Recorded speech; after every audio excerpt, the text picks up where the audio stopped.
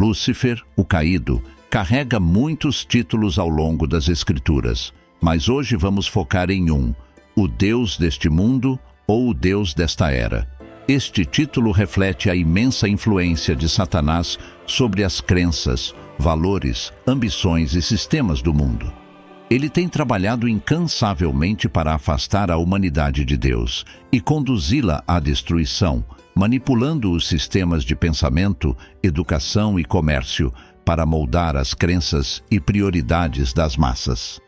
Muitas vezes, os cristãos subestimam a influência de Lúcifer sobre as pessoas, mas se Deus nos influencia através de seu Espírito, por que Lúcifer não tentaria também influenciar outros? Seu título como o príncipe do poder do ar, em Efésios 2:2, e o governante deste mundo, em João 12:31, demonstra sua significativa influência sobre os assuntos terrenos. No entanto, embora Satanás exerça um certo grau de poder neste mundo, é crucial lembrar que ele não é um rei. Seu reinado é limitado. Ele detém uma autoridade temporária, não soberania, pois apenas Deus reina supremo. João 5,19 nos diz que o mundo inteiro jaz no poder do maligno. Mas isso não implica que Satanás tenha o controle final, pois Deus permanece soberano. Ainda assim, a Bíblia deixa claro que Satanás possui poder neste mundo, um poder que não devemos subestimar.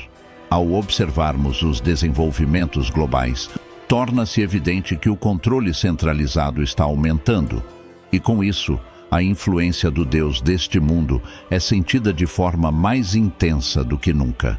Estamos testemunhando a convergência de poderes centralizados em todo o globo, com sistemas se alinhando de maneiras que parecem preparar o mundo para os eventos profetizados em Apocalipse 13. Da União Europeia, que representa a união de várias nações sob um corpo governante centralizado, até organizações influentes como o Fórum Econômico Mundial. Parece quase como se uma mão invisível estivesse movendo o mundo em direção a um estágio final da história. Apocalipse 13 fala de um futuro em que um poder global controlará todas as nações, povos e línguas. Esta é uma profecia assustadora, mas, como cristãos, devemos entender que isso não é apenas ficção, mas um resultado real para o qual o mundo está se encaminhando. Uma figura significativa neste movimento global é Klaus Schwab, o fundador de 86 anos do Fórum Econômico Mundial. Após mais de 50 anos moldando o diálogo entre as elites políticas e empresariais do mundo, Schwab está se afastando de seu papel como presidente executivo. O Fórum Econômico Mundial é amplamente considerado a principal plataforma para abordar desafios globais e moldar a governança global. Com a renúncia de Schwab, uma nova fase de liderança se inicia, mas a influência da organização não cessará.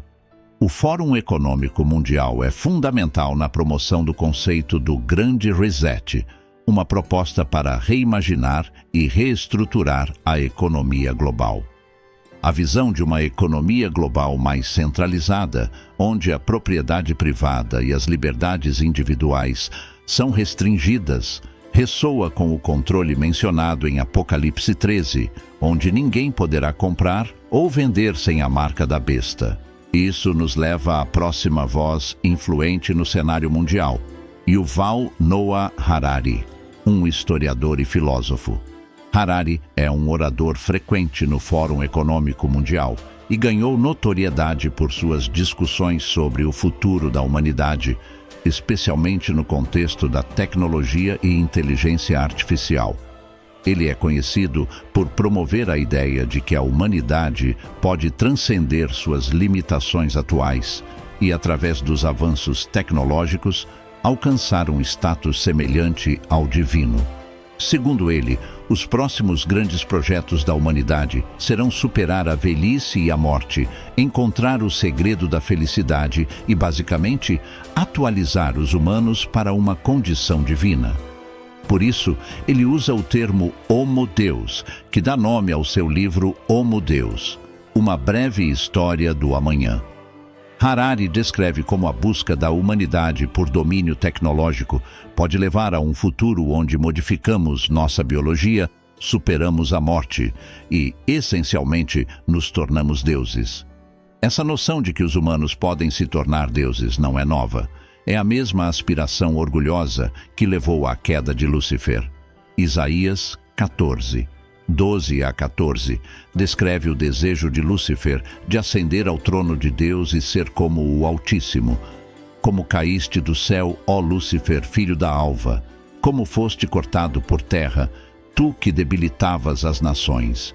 E tu dizias no teu coração, eu subirei ao céu, acima das estrelas de Deus exaltarei o meu trono, e no monte da congregação me assentarei, nas extremidades do norte. Subirei acima das mais altas nuvens e serei semelhante ao Altíssimo. Em seu orgulho, Lúcifer buscou se elevar à posição de Deus e, como resultado, foi expulso do céu. Esse mesmo engano orgulhoso estava presente no Jardim do Éden, quando a serpente tentou Eva em Gênesis 3:5, dizendo, sereis como Deus. Esse desejo de ser como Deus, de superar as limitações humanas, está no cerne de grande parte do progresso tecnológico e filosófico dos dias atuais. A crença de Harari de que os humanos podem se tornar deuses por meio da tecnologia é um reflexo moderno da rebelião original de Lúcifer, conforme descrito na Bíblia. No livro de Gênesis, basicamente, a primeira coisa que Deus faz é criar os animais, plantas e humanos de acordo com a sua vontade.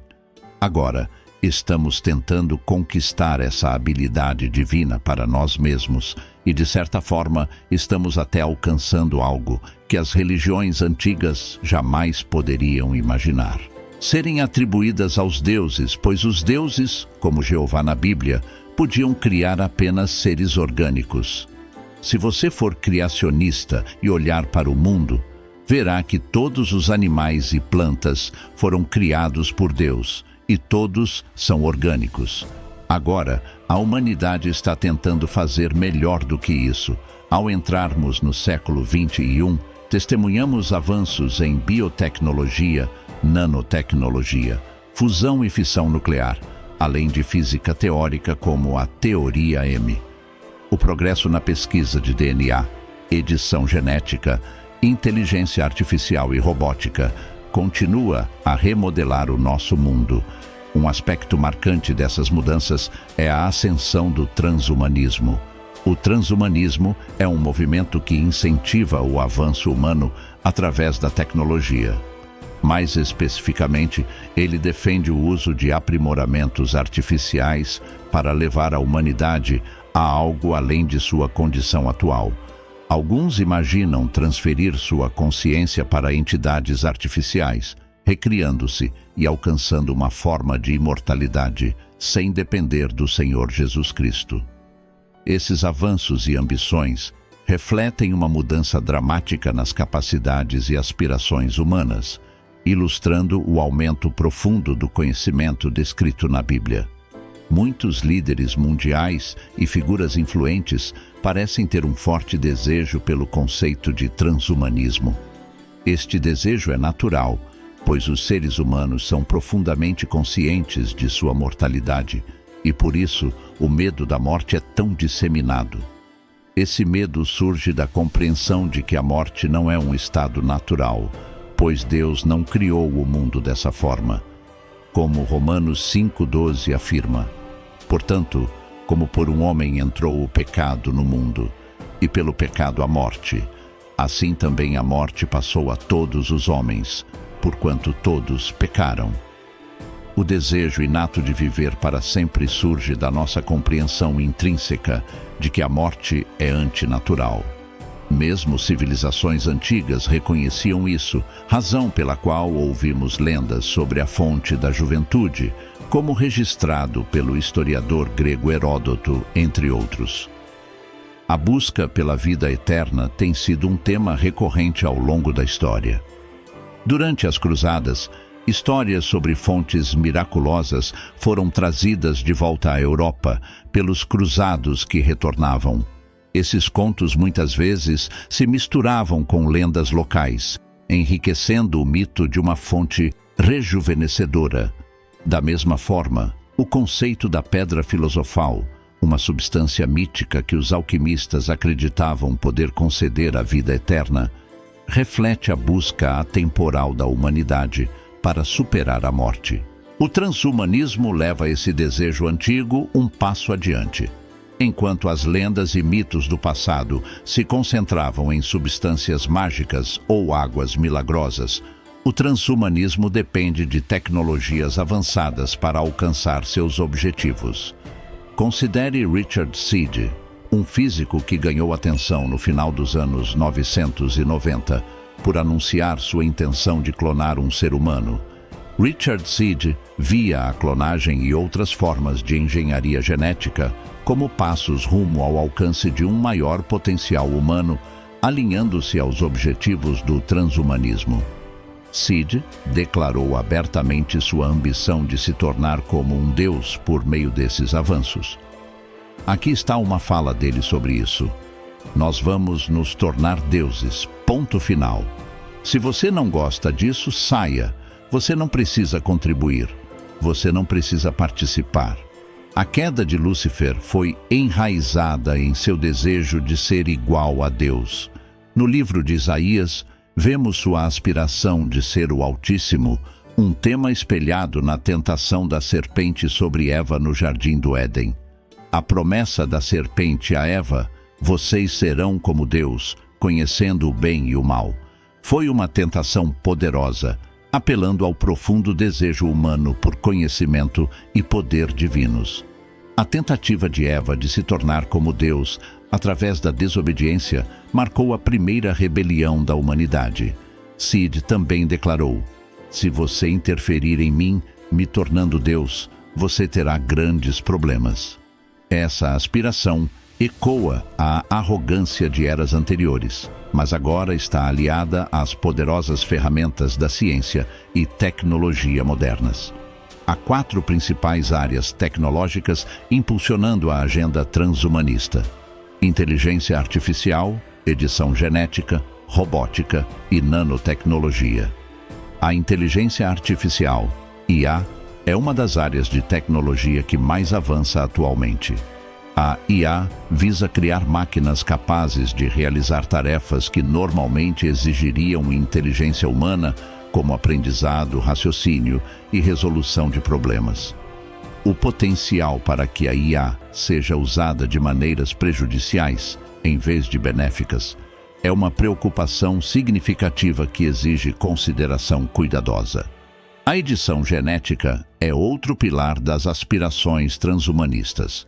Essa tecnologia permite que cientistas modifiquem o DNA de um organismo, potencialmente corrigindo defeitos genéticos e aprimorando traços desejáveis. Um dos mais proeminentes defensores da edição genética é Bill Gates. Gates tem financiado pesquisas em tecnologias de edição genética, como o CRISPR, que pode alterar com precisão sequências de DNA. O interesse de Gates pela edição genética é movido por seu potencial de revolucionar a medicina. Enquanto pesquisava esse tema, me deparei com uma transmissão de notícias específica que me fez rir. Aqui está um trecho da transmissão. Em outras palavras, Bill Gates quer editar o DNA dos seus filhos. Posso imaginar algumas coisas que podem dar errado com isso. Chadwick Moore, editor colaborador da Culture Magazine e The Spectator, respondeu: estamos sendo justos ao sermos um tanto céticos sobre essa abordagem de confia em mim do Bill Gates? Não, você seria louco de confiar nele. Essa discussão ressalta a crescente preocupação pública com os avanços tecnológicos e o quanto podemos confiar nos líderes e empresários que promovem essas tecnologias. A busca por poder e controle, seja através da ciência, tecnologia ou desobediência a Deus, ecoa o desejo de Lúcifer de ser semelhante ao Altíssimo e nos lembra das advertências bíblicas sobre os limites da humanidade e os perigos do orgulho. Ser justo ao ser cético em relação a este homem inquietante que parece ficar mais assustador a cada ano. Segundo os defensores da edição genética, ela poderia eliminar doenças genéticas e melhorar a produção agrícola. No entanto, o uso dessa tecnologia também levanta profundos dilemas éticos. A possibilidade de bebês sob medida, onde os traços genéticos são selecionados de acordo com as preferências dos pais, traz preocupações sobre eugenia e desigualdade. Além disso, os efeitos a longo prazo da edição genética no conjunto genético humano ainda são desconhecidos, representando riscos significativos. Essa prática também contraria os ensinamentos bíblicos, já que as crianças são um presente de Deus e não acessórios que podemos projetar. Abraçar a seleção genética enfraquece a crença de que cada criança é criada de forma única por Deus, reduzindo o valor e a dignidade inerentes que o Criador confere a cada indivíduo. A criônica, frequentemente confundida com a criogenia, é a prática de congelar corpos humanos a temperaturas ultrabaixas, com a esperança de revivê-los no futuro, quando a ciência médica tenha avançado o suficiente para curar a doença que causou a morte. Esse conceito cresceu e se tornou uma pequena, mas crescente indústria, com indivíduos e famílias gastando grandes somas de dinheiro para preservar seus entes queridos para uma possível reanimação no futuro. Bem-vindo à Fundação Alcor de Extensão da Vida, a autoproclamada líder mundial em criônica. Por pouco menos de $250 milhão, a Alcor está vendendo uma segunda chance na vida. A equipe da Alcor cuida de quase 200 pessoas que aguardam essa segunda chance. Há um pequeno detalhe. Cada pessoa preservada aqui foi declarada clinicamente morta. Mas, para a Alcor, isso é apenas uma tecnicalidade. Nossas melhores estimativas indicam que, dentro de 50 a 100 anos, teremos as tecnologias médicas necessárias para restaurar nossos pacientes à saúde e função. Apesar das esperanças de muitos, a criônica não é uma ciência comprovada, mas sim especulativa, baseada no potencial de avanços tecnológicos futuros. O processo envolve o resfriamento do corpo a temperaturas abaixo de 196 graus Celsius, abaixo zero, a temperatura do nitrogênio líquido. Isso é feito para interromper todos os processos biológicos, impedindo a decomposição e preservando o corpo no estado em que estava no momento da morte. A crença subjacente é que, no futuro, a tecnologia médica será capaz de reparar os danos causados pelo congelamento, reverter a doença que causou a morte e restaurar o indivíduo à plena saúde. As organizações que oferecem serviços criônicos fornecem ampla documentação e procedimentos para garantir que o processo de preservação seja o mais completo e livre de danos possível, embora não haja garantia de sucesso. Os escritórios da Alcor são simples, mas no meio deste prédio há possivelmente a coisa mais estranha e inquietante que já vi. Um campo de tanques de aço inoxidável guarda os corpos e cabeças de 170 pessoas falecidas, congeladas em estado de estase. Quantas pessoas cabem em cada um desses tanques? Cada tanque comporta aproximadamente 9 pacientes, sendo 4 corpos inteiros ao redor e uma pilha no meio que guarda 5 pacientes neuro, explica o guia. Pacientes neuro refere-se àqueles que optaram por preservar apenas suas cabeças, uma escolha que não só é mais econômica, mas também economiza espaço. O cilindro neuro contém a cabeça do paciente e, claro, possui identificação. O interesse crescente pela criônica pode ser atribuído a vários fatores. Os avanços na medicina e na tecnologia tornaram possíveis feitos médicos antes inimagináveis, alimentando a crença de que a morte pode ser adiada ou até mesmo revertida. Esse otimismo impulsiona o desejo de apostar na criônica, por mais remotas que sejam as chances. O que é alarmante não é apenas que indivíduos como Harari defendam essas visões, mas também que ocupem posições de influência, onde suas ideias podem moldar políticas globais e a cultura. Nas discussões sobre inteligência artificial, biotecnologia e o futuro da humanidade, Harari e outros como ele promovem uma visão de mundo que se alinha com a ambição original de Lúcifer: ser como Deus. Esse é o espírito do Anticristo, que culminará nos eventos descritos em Apocalipse 13. Já vi comentários sugerindo que Harari poderia até mesmo introduzir o Anticristo, embora eu não possa afirmar com certeza se ele desempenhará esse papel específico. O que sei é que suas ideias, assim como as de outras figuras influentes, estão pavimentando o caminho para um mundo que rejeita Deus e eleva a humanidade, e em última instância, o Anticristo em seu lugar. À medida que consideramos o título deste sermão, eles já têm o plano. Devemos reconhecer que, de fato, existe um plano em andamento. Trata-se de um plano orquestrado pelo Deus deste mundo, Satanás, que está movendo o mundo em direção ao cumprimento de Apocalipse 13. O desejo final de Satanás é ser adorado como Deus. Ele sempre quis isso, e nos últimos dias ele receberá o que há muito desejava. Apocalipse 13 descreve a ascensão do Anticristo, uma figura que terá autoridade sobre todas as nações e exigirá a adoração de todo o mundo. Alguns o verão como um deus, pois ele realizará sinais e maravilhas que enganarão a muitos. 2 Tessalonicenses 2, 9-10. O Anticristo representará tudo o que Satanás sempre quis desde o início: poder, controle e adoração.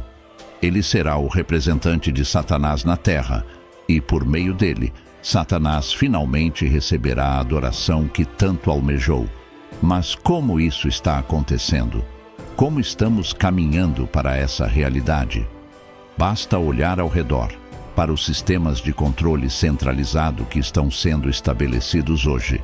Esses sistemas não são meramente políticos ou econômicos, eles são espirituais.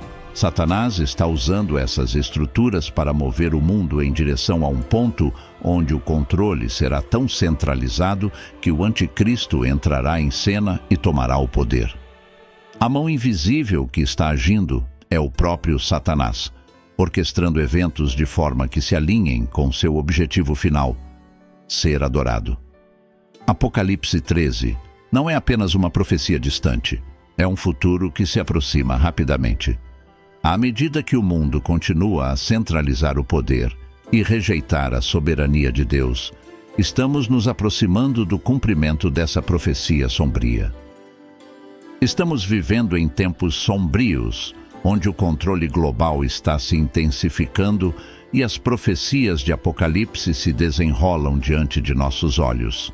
Satanás está preparando o terreno para o Anticristo, mas você não precisa fazer parte desse plano maligno.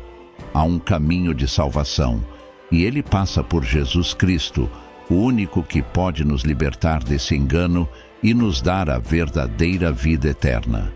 Se você está pronto para romper com o sistema deste mundo e se entregar ao amor de Deus, declare sua fé nos comentários agora. Eu te aceito, Senhor Jesus, como meu Salvador. Faça essa confissão pública e permita que Jesus transforme sua vida. Não espere mais, pois o tempo está se esgotando. A vitória já está garantida para aqueles que confiam no Senhor.